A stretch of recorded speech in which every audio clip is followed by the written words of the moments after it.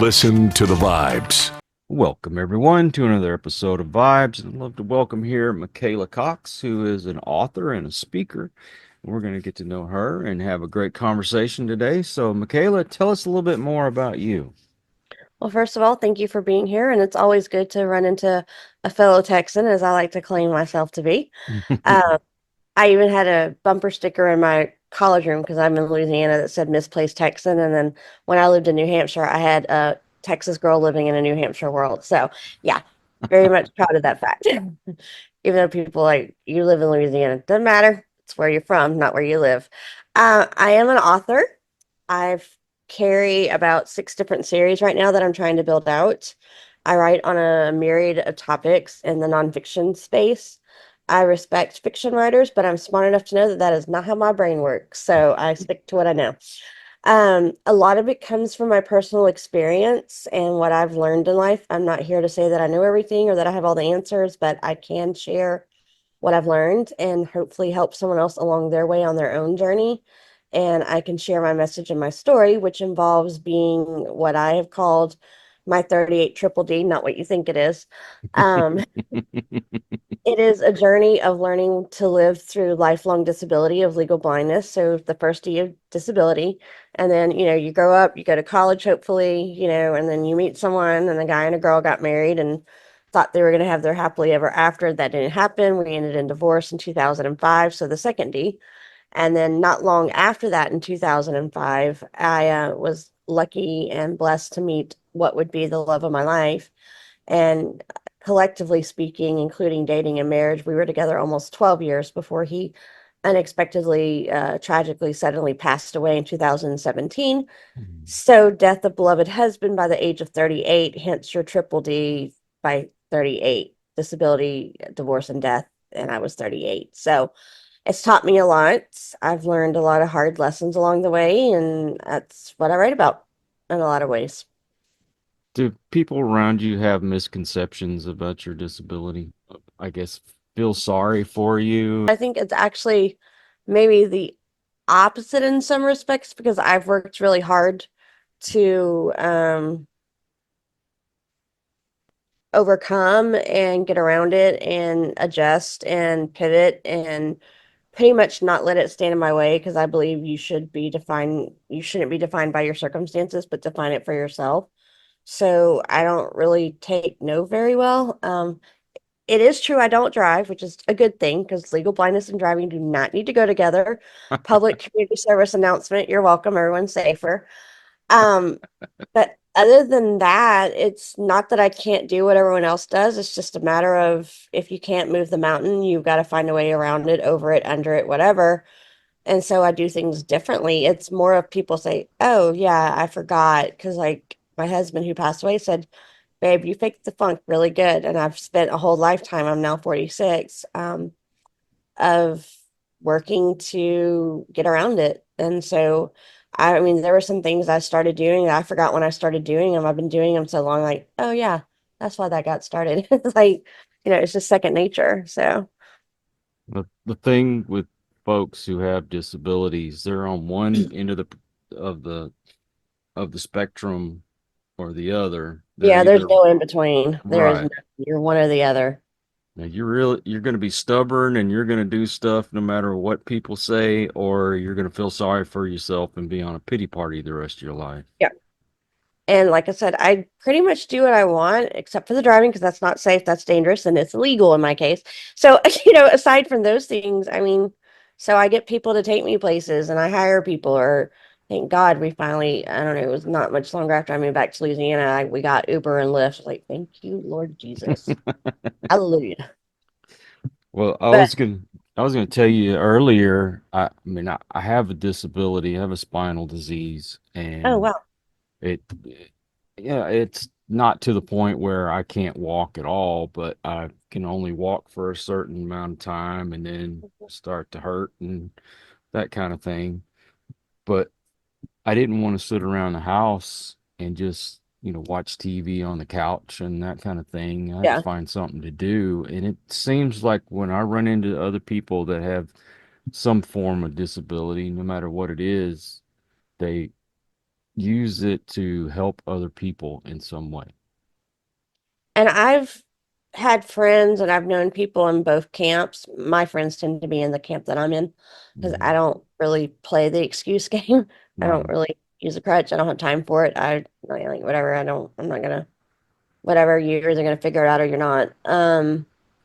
And this is probably a weakness on my part. I don't have a lot of patience for people who don't choose to overcome because I'm like, don't tell me it can't be done. I've done it every day. So that's probably not a very nice thing to say and admit to, but it's true. I don't have a lot of patience for it, but my issue.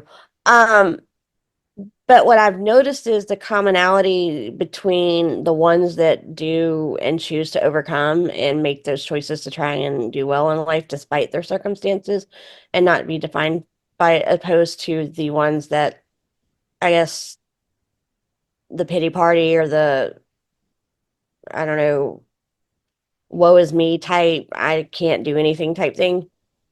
I've noticed, can't say true in every case because there's always exception to every rule, but I feels like it has had a lot to do with what you're raised with and how you were brought up and what you were brought up to believe about yourself or Mhm. your circumstances. Like for me, I was raised with the idea of you don't quit, you don't stop, you don't give up, and we don't know what she can do, but let's just let her see what she does and see where it goes type thing. Well, I won't lie though. There are times I feel emasculated because I'm not out there working that 9 to 5 job that I used to, and I can't go out and play football with my grandkids and that kind of thing. And I will kind of feel sorry for myself, but it doesn't take over my day. You And know what I that's the mean? difference. You can take a moment to process and own what you're feeling because it does affect us. I don't always have every day is a good day either. I get frustrated with my circumstances, but then you have to decide, are you going to stay in that place, meaning anybody, or are you going to say, okay, it is what it is, but what am I going to do with it? And that's the difference. I mean, we all have to take minutes to process and accept where we're at and figure out what we're going to do with it. And but once you have that time, it's what you do with it that makes the difference between what place you stay. Oh, and by the way, I do use a crutch. That was a Okay, joke. that's different. I'm talking about that's totally different. That's I meant like not a physical that helps you. Like I mean, I used to not use a cane, like a mobility cane when I was a teenager, but then I just finally got to the point in my life like screw it, I don't care what anyone else thinks. I'm gonna do it and make my life easier. So when I Mhm. travel, I have a cane or when I'm unfamiliar circumstances. When I say I don't use it as a crutch, I'm meaning more metaphorically from a symbolic standpoint. I'm not going to let my disability keep me from doing what I want to do. So sorry for the confusion on that one. No, I just had to give you a hard time. Oh yeah, totally. So let, You got to be able to laugh at yourself, or you take yourself too seriously. It's like, what's the point? So hey, oh yeah, I learned that from my grandfather. He would come up with some doozies sometimes. yeah. Let's get into your writing. I notice you write on so many different topics like faith and family, motherhood. Talk a little bit about it. Well, like I said, I have 6 series, and a lot of it comes from my personal experience, either in being coming when I became, I was a new mom, but I wasn't a young mom because, like I said, I got divorced and remarried and all the things. So I was like 31 going on 32 when my daughter was born. So I wasn't young, I just was new Yeah. or older than, some of my peer group had already had kids for a couple of years by that point. But I've always written and I always felt called to write. Like, no one told me go right because that's going to be your best option. Because as much as I love our country and America is amazing and it's the best place to live, it's got its own set of problems just like anywhere. And I don't know what your opinion on this next statement will be or if you share same sentiments, but I have found in my own personal experience, and I can only speak to what I've experienced and seen, uh, America's not too kind to the disabled. And the opportunities and the things, that are offered to us. So no one told me go right because that may be your only option. I just always felt like that I don't know what my life is going to look like because I started writing when I was a kid. And you don't think about these things like we do in the ways we do as adults. But as long as I have my mind and my voice and something to write with, they can't take that from me, and I can always share my story and my truth. And so as I got older, I started dabbling into things that like interest me. And I thought, well, wait a minute, if I'm thinking these things or if I'm going through these things, then maybe somebody else too is as well. And maybe they're having similar thoughts. And if we can write it down and put it out there, maybe it'll start a dialogue or maybe it'll help someone along their way. So I started with my faith series first, and then when I became a mom, I started with that one because at that time I was living in New Hampshire and I wasn't near all my girlfriends, so I wasn't like, "Hey, what's going on with your kids? My kids doing blah blah blah, whatever." So I thought, well, I'll just write my thoughts down and maybe it helps someone else. And then I think it was after that. Well, I took about a 5 year break because I was in grad school. Mm. I was writing plenty of papers, but it wasn't mine. It was for the professors. And so I collected all these ideas and I just stored them away until I could, uh, attack them or work on them. And so then I started writing in 2016, the books that I've been putting out since 2019. And then all hell broke loose in 2017 when my husband died in April. And so I had to figure out how to put our lives back together. So then I started hitting the ground running again in 2018-ish, 19-ish. And then I just started writing like crazy. And my kids are older now, so I can, have a different writing schedule than what I did when they were toddlers and I was in grad school and all the things. So, um, but so that's three of them. And then I wrote one on my life story about what it's like to travel the journey of 38 Triple D and then what it is to go through grief and loss. That's the Now I See series. And then I wrote a series on, it's not a kid's book, like a children's book, but it's written to my kids about, um, I would imagine you said you had grandkids, so you probably have older adult kids. We say all the time, and you've gotten to the other side of the parenting journal, this is important, this is important, you need to listen to this. And they're like, you say everything's important, like what's really important. So I wrote down what I really want them to take with them when they start their own journeys in life. So that's that series. It's Before the Clock Strikes Midnight.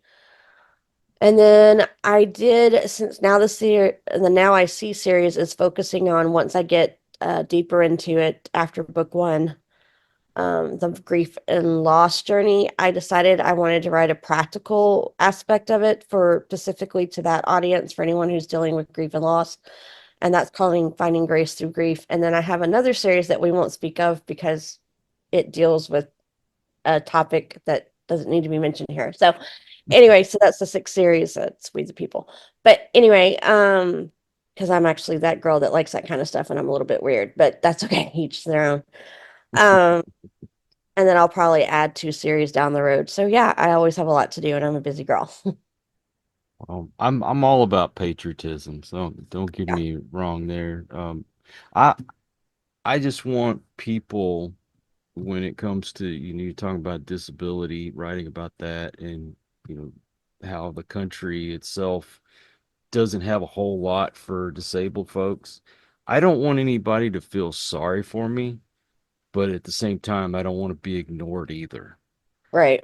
And it seems like you go to the stores to go, do your shopping and what have you, and you'll run across probably more people that will ignore you, cut you off, that kind of thing. If I'm in a stride on my cane, I don't want to stop. And when Yeah. somebody just cuts me off like I'm not even there, that pisses me off. I don't I expect think you to go out of people, your way, but come on. yeah, people don't pay attention under normal circumstances and they just, if you're not disabled in whatever respect or for whatever reason or due to whatever circumstances, they don't think about those things because they don't have to. And it's like, oh yeah, that might be helpful. Or like at the risk of venturing into not politics per se, but it's more of a factual journey. I am not saying that any group in this country should not have what they need and should not be able to be afforded rights, but it's a pretty sad thing when rightfully so, you had the African American rights and the civil rights and the women rights. And I'm not knocking any of that. I'm not taking that. And even the LGBT communities, they have had all their rights, and that's fine. That libertarianism, democracy, I get it. That's fine. But it's a pretty sad day when it was not until 1990 that we had our first major piece of legislation on the books of the ADD, the American Disabilities Act. And that was 34 years ago. Hmm. And there's a lot of holes in it. And I think it's kind of behind the times and not as good as it could be. I don't know the answer. I'm not going to go to DC and try and figure it out. I'm not your girl for that. I just know that there's things that could be done. And as far as I know, because I am 46 and I didn't really start paying attention to elections or anything going on in that arena until probably a little bit in 88, more like 92, definitely in 96, because I was actually ticked off because I couldn't vote in that one because I missed it by like 3 weeks. I'm like, are you freaking kidding me? I had to wait till 2000, so I had to wait an extra 4 years when I should have been able to vote in 96. I was all ticked off about it. But I do not recall, and someone can correct me, anything being mentioned in any election cycle, debate, president, anything from a national stage. I don't know about state stages until 2008, like or don't like or whatever, until it was Sarah Palin who mentioned, due to her own experience with her disabled child, of anything of merit worth mentioning about disability issues and special needs on that national stage presidential campaign platform. And that was almost 20 years ago, and I've not heard it since. So that should tell you something. Well, we do need to have someone who can figure this out. I'm not like you. I'm not the one to do it, but there are some things that should be afforded to disabled folks because I mean, just things are the way they are. You Yep. can't you can't help it. Uh, I know some places you have to have ramps and things like that, and that's all well and fine, but there's some places I can't get in and around if I'm in my wheelchair. Right. That's what I've heard. And that's why I say I think the ADD was a great start, but that was 34 years ago and it's got holes in it, or we'd be further along. So I don't know what the answer is, but obviously it needs to be something. So, and that's just my observations. I mean, someone could come along and correct me and think it's different, but based off of what I've seen and experienced, that's kind of my thought process on all of that. Well, you talk about motherhood. What's some of the best advice that you can give out there, especially if someone who is parenting a child who either themselves or their child is disabled? I would say the two best things I could tell moms is one, while it's good to always have knowledge and be empowered because you want to equip yourself with good resources and knowledge, ultimately at the end of the day, as good as knowledge is, don't pay so much attention to the knowledge. Get what you need, but don't let the experts drown out your ultimate expert verse because you know your kid better than anybody else and you're going to be the best advocate and expert on them. And so you need to be able to trust your own voice and do what's right for your kid and not necessarily pay attention to everyone else except for what you need. And then when it comes to disabilities, either for yourself or someone you know, I think one of the best things that we can do as a disabled population to equip ourselves is to be advocates and be our own best self advocate. In your stories, do you have a central character that's in each one, or is everything separate? It's pretty separate because, like I said, I don't do fiction, but it's just nonfiction and it's more topical than it is characters, you know? Okay, okay. So you are actually writing on the subject and not so much telling a story where it leads into the subject. Yeah. And it's more like things that I've observed or like I tend to write a lot of chapters and they're short because I think they're more easy to do when they're bite sized instead of getting lost in like a I don't know, 20 or 30 page chapter. I was like, where the heck did I leave off? Anyway, and what I do is in most of my series is just something that I've thought about that I thought was good food for thought, and I put it down in a short chapter, and maybe it gives someone something to think about, or they can say, oh yeah, I thought that too, and this is how I dealt with it, or in the grief books of Finding Grace Through Grief and the Now I See series, it's maybe helped them process their own journey. So And unfortunately, we live in a time where people have a short attention span anyway. So, yeah, exactly. well, you see, you write on patriotism, motherhood. What was the other subjects? Faith, and Faith, then right? it's for my kids, and then now my own life story, and then what I've done to get through grief and loss. So, You mentioned grief and loss. Having someone that you're married to pass away, that's definitely close. I lost a brother several years ago, and sorry to even hear that. Well, thank you. Even to this day, I have a hard time dealing with it. How did you deal with it? I think there's several things that help that process. And while I speak of what I'm fixing to say under the context of grief and loss, I think it's more applicable to a lot of circumstances because, like we've talked about here today, it's about choice. Once you find yourself in a situation you have to overcome and you make that choice to do so, and not just be someone that survives, but someone that wants to survive and thrive in life, or not just be a victim, but be a victor, and all those things, whatever metaphor you want to put on it. The different types of obstacles or adversities we all face may have their own different unique aspects to them with their own idiosyncrasies, Mhm. which causes you to have to manage it differently from one person to the next because my adversity is not someone else's and vice versa. But when it comes to choosing to overcome and work through that, what it takes to overcome is the same no matter what you're overcoming. So for me, I learned a lot of this from an early age with the disability my whole life. I didn't call it what I call it now because I was just a kid doing what I needed to do, and I didn't think of it this way. But what I've learned is, and it's done through the 5 letters of the word grace, is very important to have your grounding in grief or in life when you're going through something. That's meaning basically getting a good, strong foundation to stand on to steady yourself in the storm of your life. For me, that is a huge part of that is my Christian faith. For others, it may be that or something else. It could be the tribe of friends that you surround yourself with that's helping you come along through it. It may be your family. It may be the simple belief in the purpose that you feel like you have that you keep pushing through to keep so you can do it. It could be a combination thereof. I know when my husband died, my first thought was I didn't know what was going to happen, but I knew I had to be there for my kids.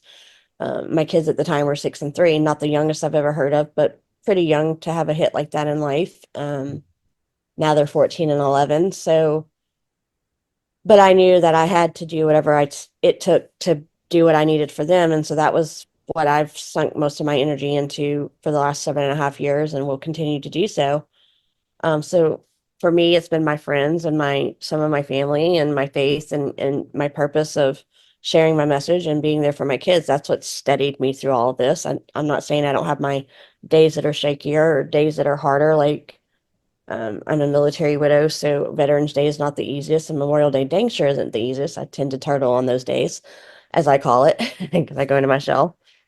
People don't hear a lot from me on those days, and I tend to not schedule a lot of work on those days, but you find your way of coping. So that would be the first thing, have something that you can hold to hold you steady, to help you know that you can get through this and that you have your eye on something that's your like house that pulls you to shore so that you don't drown in it. And then the R is kind of when you're thrown into a life situation of this isn't what you wanted, whether life handed it to you or of your own making or other people's choices. You, like I said, you have to decide. You have a choice. Are you going to be defined by this, or are you going to define it for yourself and say, I don't have to do this. I don't have to settle. I can create this and make a way where I can still do and live the life that I want. Then that with my disability my whole life, when I got divorced, I had to figure out what I wanted. I figured out more than I haven't over the last 7.5 years when my life that I don't have anymore because he's not here. But I'm still trying to figure out some of those pieces out, but I have more figured out than I didn't when it first happened. So it is a process, it is a journey, but I'm choosing to do what I think I should do and want to do to hopefully get to something that I want to have for a life for me and my kids.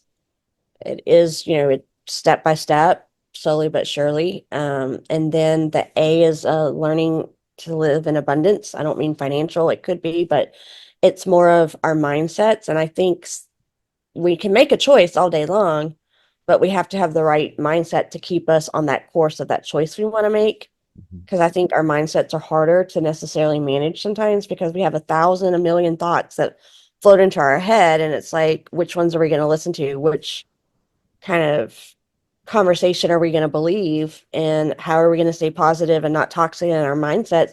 There's a reason why in our society that we say mindset is the key, and that if you put your mind to it, that you'll be able to do whatever you want, or if you don't put your mind to it, you probably won't do it. So I think that's essential.